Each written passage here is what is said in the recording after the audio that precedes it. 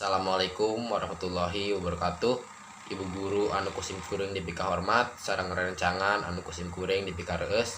Hayu urang panjatkeun puji sareng syukur kehadirat Allah Subhanahu wa taala anu maha suci tur maha asih, anu tos masihan urang sadayana rahmat sareng hidayah dugi ka ayeuna.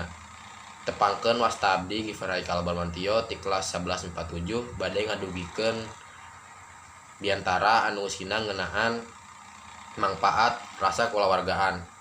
Kulawarga nyaeta lingkungan di mana sababaraha urang atanapi jalmi anu miboga hubungan darah ngahiji.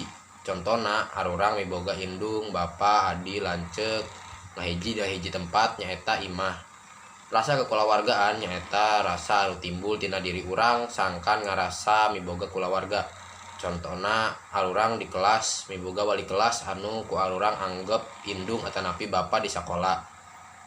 Jeung rerencangan anu ku alurang sadaya anggap dulur. Mangpaatna miboga rasa kulawargaan nyaeta alurang bisa hirup rukun sareng gotong royong.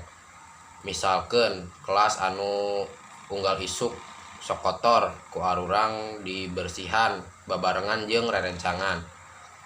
Sabab miboga rasa kulawargaan, hiji capek kabeh, pekerjaan tere salse, kelas bersih diajarna oge mecak ka arurang. Dina kasempatan ieu sim kuring hoyong rerencangan sadayana sing miboga rasa kulawargaan ka sadayana. Ambeh arurang bisa hidup rukun jeung gotong royong. Mung sakitu biantara ti sing kuring kirang lepatna hampura,